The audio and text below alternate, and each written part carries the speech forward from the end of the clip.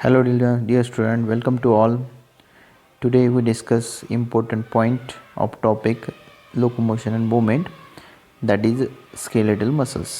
Okay, तो इसमें अब हम क्या क्या देखने वाले हैं। पहले तो इसके नाम देखने वाले हैं और वो जो नाम किस वजह से उसको ये स्केलेटल मसल बोलते हैं और दूसरे जो दो नाम दिए गए इसको वो किस वजह से बोला जाता है उसको, उसके बारे में थोड़ा सा डिस्कशन करेंगे। फिर उसके बाद में एग्जैक्टली उसका स्ट्रक्चर कैसा रहता है उसके ऊपर हम फोकस करेंगे। तो देखिए, ये जो स्केलेटल मसल्स होते हैं इसको स्केलेटल मसल क्यों कहा जाता है? Because these muscles are attach to the skeleton. Skeleton means bones. ये स्केलेटन के साथ में अटैच होती है, बोन्स के साथ में अटैच होती है। इसी की वजह से हम इसको क्या बोलते हैं?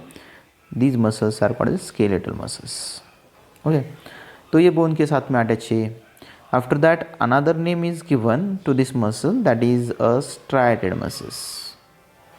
इसको दूसरा नाम दिया गया है स्ट्राइटेड मसल्स। अभी देखिए स्ट्राइटेड मसल क्यों कहा जाता है, why it is called striated muscles. striated muscles because striations are absent on it. Striations are present on it, therefore it is called as striated muscles. Striation means banding pattern. यहाँ पे जो pattern आएगा वो कैसा होगा? Banding pattern होगा। Means alternate dark और light bands are present here, therefore these are called striated muscles. Another third one name given to this muscle, that is a voluntary muscles. इसको वॉलंटरी मसल्स भी कहा जाता है। अभी voluntary muscles क्यों बोलेंगे इसको? तो ये मसल जो होती है, these muscles are responsible for the voluntary activities, voluntary functions, like that those activity depend on our own will.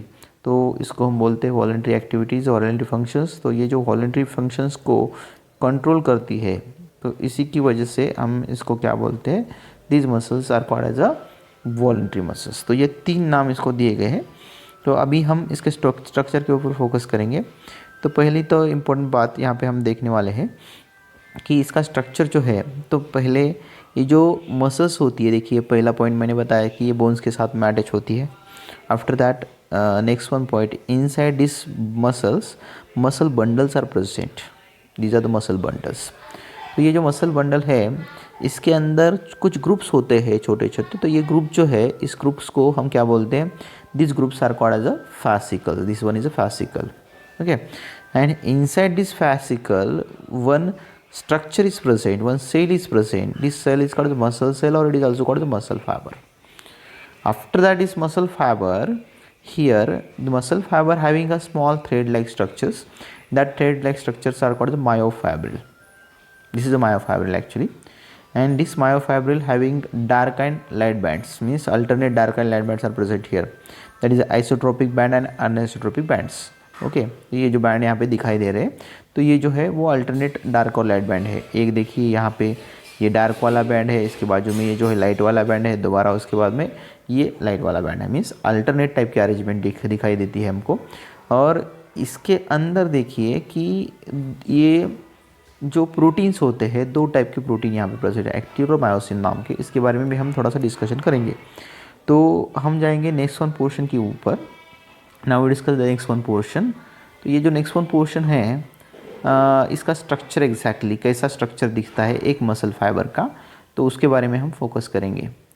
तो ये देखिए कि यहाँ पे जो इसका स्ट्रक्चर है, एक्चुअली ये स्ट्रक्चर हमको ऐसा दिखता है।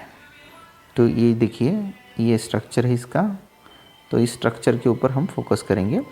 तो देखिए यहाँ पे ये मसल्स का स्ट्रक्चर मैंने पहले बताया कि आपको बाइसेप और ट्राइसेप जो होते हैं इसमें ये मसल्स पाई जाती है। मीन्स वॉलंटरी मसल्स होती है, वॉलंटरी एक्टिविटीज़ के लिए रिस्पॉन्सिबल होती है, इसकी वजह से ये यहाँ पे प्रेजेंट है। तो इसका जो स्ट्रक्चर है देखिए कि ये बोन्स के साथ में अटैच है। इसका बाजू में हमने ऑलरेडी दिखा कि फैसिकल किसे कहा जाता है। फिर उसके बाद में मसल बंडल, मसल फाइबर किसे कहा जाता है, और मसल फाइबर के अंदर स्ट्रक्चर कैसा होता है उसके बारे में हमने फोकस किया। तो पहले देखिए कि हम जाएंगे, थोड़ा डिस्कशन करेंगे इसके बारे में। तो पहला जो एक कॉम्पैक्ट ग्रुप होता है जो कि एक्चुअल एक्टिविटी के लिए रिस्पॉन्सिबल होता है, उसको हम बोलते हैं muscle bundle. We call the muscle bundle, that we call the muscle bundles. अभी इस मसल बंडल के अंदर जो स्ट्रक्चर पाया जाएगा इसको हम क्या बोलेंगे? That structure is called the fascicle, fascicle, okay. और ये fascicle जो होते हैं इसमें जो सेल्स पाई जाती है, उसमें जो स्ट्रक्चर पाए जाते हैं, इसको हम बोलते हैं, ये fascicle उसका कॉम्बिनेशन होता है, उसको हम बोलते हैं that we called as a muscle fibre, okay, muscle cell, और इसको ही हम मसल फाइबर बोलते हैं, that we call the muscle fibre. ये स्ट्रक्चर इसके अंदर होता है मसल फाइबर वाला। तो अभी ये जो फैसिकल नाम का स्ट्रक्चर होता है, इसको कवर किया जाता है एक लेयर से। तो ये लेयर जो होती है वो कनेक्टिव टिश्यू से बनती है, तो इसको हम बोलते हैं that we call the fascia, इसको फैसिया कहा जाता है। अभी देखिए कि इस फैसिया के अंदर जब हम थोड़ा सा आगे जाएंगे, इसके ऊपर थोड़ा सा तो फोकस करेंगे, तो यहाँ पे जो अरेंजमेंट होती है वो अरेंजमेंट कैसी होती है कि एक समझो मसल फाइबर है, muscle fibre means sorry myofibril हमने बाजू में, और सॉरी इस मसल फाइबर के अंदर जो स्ट्रक्चर पाया जाता है उसको हम बोलते हैं myofibril, myofibril. Structure of myofibrils in this portion we discuss exactly a fiber of muscle that is which is present inside the muscle, जो कैसा स्ट्रक्चर होता है उसका फाइबर का वो देखेंगे हम। इसके अंदर दो टाइप के बैंड्स पाए जाते हैं। तो एक पहला जो बैंड होता है इसको बोलते हैं हम आइसोट्रोपिक बैंड्स, आइसोट्रोपिक